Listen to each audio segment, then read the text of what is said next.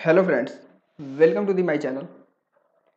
जैसा कि आपको पता है, मैं हिंदी व्याकरण का क्लास ले रहा हूं, जिसमें से मैंने आपको हिंदी में भाषा, भाषा के विविध अंग, भाषा के प्रारूप, ठीक है, ये सब बताने के बाद मैंने आपको वर्णमाला पढ़ाया।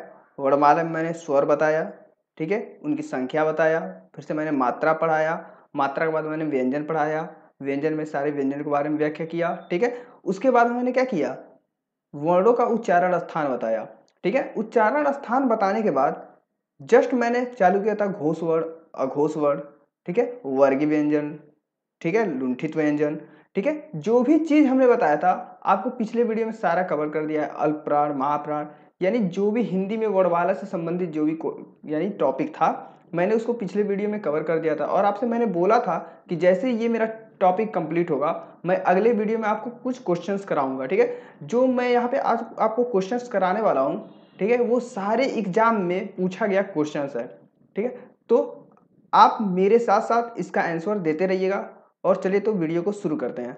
चलिए, क्वेश्चन नंबर 1 लिखा है, आ र य आ व अ र त अ का शुद्ध वर्तनी संक्षेपण क्या होगा। अब देखिए, मैंने आपको वर्णमाला पढ़ाया था, मात्रा पढ़ाया था, तो उसमें समझाया था जो हमारे व्यंजन होते हैं ना, जो हमारे व्यंजन होते हैं वो स्वर की सहायता से बोले जाते हैं, ठीक है। जैसे हमने बोला था क को अगर हमें लिखना हो तो हम क्या लिखें, क धन अ, मतलब ये आधा होता है जब तक एक व्यंजन इसे मिलकर पूरा न करे, ठीक है। तो ऐसे ही चलिए देखते हैं। तो क्या लिखा है, आ, तो आ इसमें रहेगा, आ र य, देखिए र य, ठीक। तो ये जो र है ना, य के ऊपर जाएगा, ठीक है। तो य जो र है इसके ऊपर जाएगा। आ का मात्रा लगाए, आर्या, व के साथ अ है तो व हो जाएगा, तो के साथ र है तो वर्त, आर्यावर्त, ठीक है ना। तो हमारा ये जो बी ऑप्शन है ये दिख रहा है आर्यावर्त, तो यानी हमारा बी ऑप्शन क्या है, सही है। आप भी आंसर देते चलिएगा साथ साथ में। चलिए नेक्स्ट अगला वीडियो देखते हैं। अगला क्वेश्चन, हिंदी वर्णमाला में आयोग व वर्ण कौन कौन से हैं। अब देखिए, मैंने आपको जब स्वर व्यंजन पढ़ा रहा था तो जो मैंने स्वरों की संख्या बताया था, मूल स्वरों की संख्या वो 11 बताया था, और प्लस जो 2 होते हैं, यानी टोटल जो हमारे स्वर होते हैं वो 13 होते हैं। जो ये 2 होते हैं वो कौन कौन से, जो लास्ट में अंग और अह जो आता है, ये हमारा क्या होता है, आयोग वाह होता है। जो अंग और अह आता है ये क्या होता है, आयोग वाह होता है, ठीक है ना। तो ये हमारा डी आंसर है, ये क्या होगा, आयोग वाह होगा, ठीक है। चलिए नेक्स्ट क्वेश्चन देखते हैं। आप भी आंसर देते चलिएगा, ठीक। अब देखिए, ये पूछा है तो वर्ग की ध्वनियों का उच्चारण स्थान क्या है। अब पूछा है तो वर्ग की ध्वनियों का उच्चारण स्थान क्या है। तो मैंने 5 वर्ग बताया था आपको 5 वर्ग बताया था, क, च, ट, त, प, ठीक है। इनमें मैंने आपको कवर किया था, क को हम कंठ से उच्चारण करते हैं, च को तालव्य से, तालु से, ठीक है, ट को मूर्धा से, ठीक, त को दंत से, ठीक है, और प को ओष्ठ से, ठीक है। तो हमारा ये पूछा है तो वर्ग की ध्वनियों का उच्चारण स्थान, ये उच्चारण या चाक आ का मात्रा रहेगा, उच्चारण स्थान। तो हमारा आंसर क्या होगा, बी ठीक है ना। सॉरी, ये तालव्य लिखे हैं, तालु से, ठीक है ना, ये होगा, ठीक। मूर्धन्य होगा नहीं, नासिक होगा नहीं, ठीक है। अब देखिए, चलिए नेक्स्ट आते हैं। जो तालव्य होता है ना, ये हमारा बड़ा वाला स होता है, ठीक। अब दंत में क्या क्या आ जाएंगे, तो, थ, द, ध, न, ये हमारे जो 5 होते हैं ये क्या होते हैं, दंत से इनका उच्चारण किया जाता है, ठीक। मूर्धा में जो आएगा वो ये श आ जाएगा, ठीक। अब चलिए, 8वीं अनुसूची में ये देखिए, ये पॉलिटिक्स का क्वेश्चन हिंदी में दिया है। हाँ, ये देगा भी क्यों ना, क्योंकि ये देखिए जो हमारा हिंदी में जो हमारी भाषाएं हैं, भारत में बहुत सारी भाषाएं बोली जाती हैं, ठीक है, उसको संवैधानिक मान्यता मिला हुआ है, ठीक है। तो जो पूछा है 8वीं अनुसूची में संविधान द्वारा मान्यता प्राप्त कितनी प्रादेशिक भाषाओं का उल्लेख है, ठीक है। तो जो हमारा संविधान है उसमें टोटल 22 भाषाओं का कितना है, उल्लेख है, ठीक है ना। ये आपको समझना होगा, ये याद कर लीजिए या कॉपी पे नोट कर लीजिएगा। नेक्स्ट देखते हैं, ठीक, ध्यान से पढ़िए। लिखा है च, छ, ज, झ उदाहरण है, मतलब च ध्यान से पढ़िए, च छ ज झ। अब ये ध्यान सोचिए ये क्या है, च छ ज झ। च से किस पे आता था, तालव्य में आता था, तालु से, ठीक है ना। लेकिन ये तो तालु से आता था, लेकिन ये देखिए जो हमने बताया था आपको क वर्ग से, ठीक है, जो हमारा प वर्ग होता है उसके एक और नाम से जानते हैं, वर्गीय व्यंजन, ठीक। और इन्हीं वर्गीय व्यंजनों का उच्चारण जब हम करते हैं तो हमारे मुंह में कहीं ना कहीं आवाज हमारा क्या होता है, टकराता है। जब ये आवाज हमारा टकराता है ना, ठीक, तो ये स्पर्श करता है, ठीक है ना, स्पर्श। तो ये हमारा कौन सा व्यंजन हो जाएगा, स्पर्शी व्यंजन के उदाहरण है, ठीक है, समझ गए। अंतस्थ व्यंजन आपको पता ही है, बताएंगे आप लोग, कमेंट करते रहिए, ठीक। तो अंतस्थ व्यंजन पता है, य र ल व जो हमारा होता है ये अंतस्थ व्यंजन होता है, ठीक है ना। चलिए अगला करते हैं स्लाइड। देखिए नेक्स्ट क्वेश्चन क्या है, पा आ या च ला ल ई। अब देखिए ये क्या है, फिर से देखिए इसमें मिलान करना है, यानी मिलाना है, सबको मिलाकर बताना है ये क्या है। तो प पे आ है तो पा, ये बिंदी है तो उस पे चलाएगा। च पे आ है, च मिल गया तो चा, ल ई, ल पे बड़ी है तो ली, पांचाली। तो देखिए ये बी जो हमारा होगा ना ये सही होगा। अगर पंचाली होता, ठीक है ना, तो यहाँ पे आ ना रह के अ होता, ठीक है। अब पंचाली होता मतलब पंचली, पंचाली, तो ये छोटी ही हो जाता, ठीक है, और ये और रहता यहाँ पे, ठीक है। आई होप आपको समझ आ गया होगा।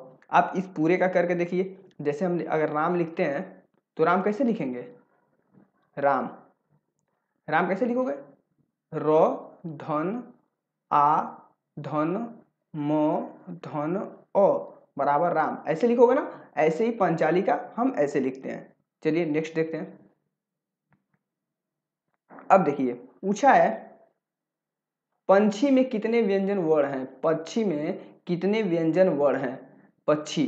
अब देखो ये पक्षी, अब दो मत कह देना आप, व्यंजन वर्ण पूछा है तो प, ठीक, आधा हो जाएगा, प अब कंप्लीट हुआ, छी, छतरी वाला छ, ठीक, और बड़ी का मात्रा पक्षी, मतलब 1 2 3 4 व्यंजन वर्ण है, तो मतलब आंसर कितना होगा, 4, बी हमारा राइट आंसर होगा, ठीक है। चलिए नेक्स्ट, व वर्ण है। अब देखिए ये व, अब जो ये व है ये कंफ्यूजन करने के लिए दिया है व, तो वो किस में आता है, य र ल अंतस्थ में आता है, ठीक। तो ये अंतस्थ में आता है, लेकिन अब देखिए ये, लेकिन आप इसका उच्चारण अंतस्थ नाम न दिया हुआ है, ठीक है ना, तो जो ये हमारा हो जाएगा ना, ये दंतोष्ठ हो जाएगा, सॉरी ओष्ठ हो जाएगा, वो अब बोल के खुद देखिए, तालव्य होगा नहीं, तालव्य क्योंकि हमारा जीभ हमारे तालु में नहीं सट रही है तो तालव्य तो बिल्कुल नहीं होगा, दांत नहीं सट रहे हैं तो ये नहीं होगा, मूर्धा तो होता ही नहीं है, तो लास्ट ऑप्शन आपका ओष्ठ बचा है, तो यही हमारा आंसर होगा, ठीक है। चलिए नेक्स्ट देखते हैं अगला क्वेश्चन। अब देखिए, अब ये पूछा है 100 वर्ण है, 100, ठीक। तो देखिए जब मैंने आपको पढ़ा रहा था उष्मी व्यंजन, उष्मी व्यंजन जब मैं आपको पढ़ा रहा था तो उसमें पढ़ाया था श ख स ह, ठीक। तो हमने इसको बोला था स को हम क्या बोलते हैं, तालव्य स, क्या बोलते हैं, तालव्य स, ठीक। तो ये हमारा आंसर क्या होगा, ए होगा, ठीक। और ये जो हमारा स था इसको मूर्धन्य स बोलते हैं, क्या बोलते हैं, मूर्धन्य स। इसको क्या बोलते हैं, ये वाले स को दंतोष्ठ स बोलते हैं, ठीक है। ह को हकार बोलते हैं, क्या बोलते हैं, हकार बोलते हैं, ठीक। तो ऐसे क्वेश्चन पूछता है, आप कंफ्यूजन मत होइए, आंसर देते चलिए साथ में, ठीक। अब देखिए अगला देखते हैं, लिखा है त वर्ग के वर्णों का उच्चारण स्थान है, त वर्ग के वर्णों का उच्चारण स्थान है। तो त देखिए क्या आता है, प के पहले आता है कच, तब त वर्ग है तो त वर्ग का दंत से होता है, क्योंकि ये देखिए त थ द ध न, ठीक। तो ये हमारे दांत से होता है, तो ये क्या होगा, दंत से होगा, ठीक है। चलिए नेक्स्ट करते हैं। फिर से पूछा, ये देखिए सबसे आसान क्वेश्चन, लेकिन मोस्ट इंपॉर्टेंट क्वेश्चन, हर एग्जाम से मैंने आपके लिए क्वेश्चन लाया है, ठीक। भाषा की सबसे छोटी ध्वनि को क्या कहते हैं, भाषा की सबसे छोटी, देखिए कंफ्यूजन करने के लिए यहाँ पे ध्वनि दे दिया है, यहाँ पे इकाई भी दे सकता था, अगर इकाई देता तो आप तुरंत कर देते, लेकिन ध्वनि दिया है तो आप क्या करोगे, कंफ्यूजन में पड़ोगे, ठीक है। तो भाषा की सबसे छोटी ध्वनि या इकाई क्या होता है, हमारा वर्ण होता है, अक्षर होता है, ठीक है। चलिए नेक्स्ट अगला आते हैं, उच्चारण के आधार पर व्यंजनों को कितने भेद होते हैं। अब देखिए ये मोस्ट इंपॉर्टेंट क्वेश्चन है, most important MIP most important question है। कैसे है पूछा है? उच्चारण के आधार पर व्यंजनों के कितने भेद होते हैं, यानी कितने भेद पूछा है। अब उच्चारण के स्थान पर, ठीक है, अब तो दिमाग में खटक रहा है ये उच्चारण के स्थान पे, तो ध्यान से याद रहे। मैंने आपको बताया था क से लेकर प वर्ग, ध्यान देखो यहाँ पे लिख रहे हैं क से प वर्ग, ठीक, इसको क्या कहते हैं? वर्गीय, स्पर्शीय। ये सारे व्यंजन हमारे क्या कहते हैं? वर्गीय व्यंजन। पहला ये हो गया उच्चारण के स्थान पे, उच्चारण के आधार पे। फिर से दूसरा मैंने पढ़ा था अंतस्थ, ठीक, तीसरा क्या बताया था? उष्मीय, और चौथा क्या बताया था? संयुक्त। ये हमारे चार क्या है? व्यंजनों की संख्या है उच्चारण के आधार पे। तो हमारा आंसर क्या होगा? डी। ठीक है, आई होप ये समझ आ गया होगा और इसे आप अच्छे से नोट कर लो। नेक्स्ट करते हैं। देखिए यहाँ पे कुछ गलत लिखा हुआ है क्योंकि मैंने क्वेश्चन एग्जाम का लाया है। ये स्पर्शी है, ठीक है ना, ये स्पर्शी है, ठीक है ना, स्पर्शी गलती लिख दिया, ठीक है। स्पर्शी व्यंजनों की कुल संख्या कितनी होती है? तो देखिए स्पर्शी व्यंजन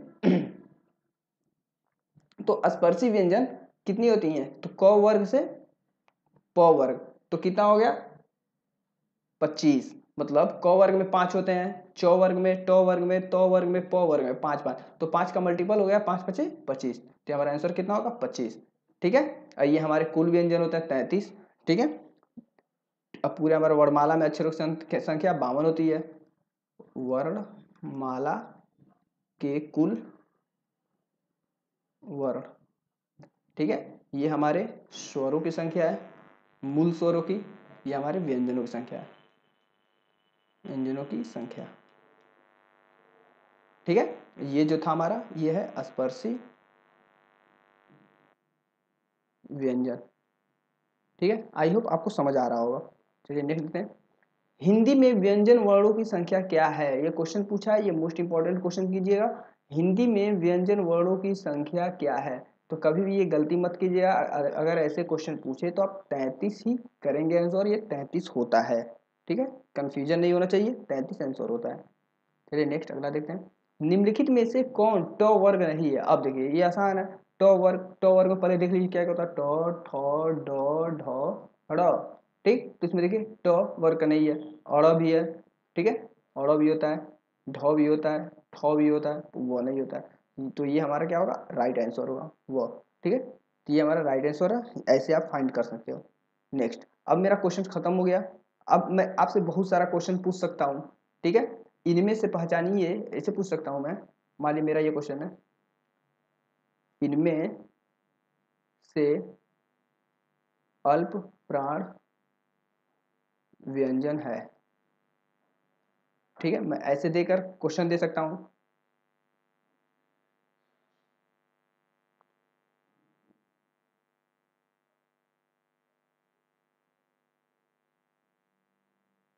ख,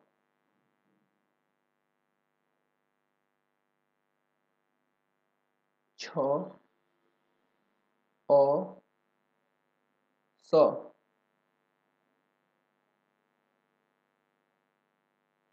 ई, ठीक है, इसमें से कौन सा अल्प प्राण व्यंजन होगा? तो ये हमारा ये ख है, क्या होगा? अल्प प्राण व्यंजन होगा, ठीक है। ऐसे ही करके आप बहुत सारा क्वेश्चन खुद बना सकते हो, क्वेश्चन का आंसर दे सकते हो, ठीक है। और ऐसे ही क्वेश्चन आप आंसर दो ताकि आप एग्जाम में कोई चीज में दिक्कत ना हो। मैं अगला हिंदी का टॉपिक लाने वाला हूँ, ठीक है, शब्द, ठीक है, उसमें आपको बहुत सारे चीज मिलेंगे पढ़ने के लिए, तो आप वीडियो को स्किप मत कीजिए, देखते रहिए। Thank you for watching.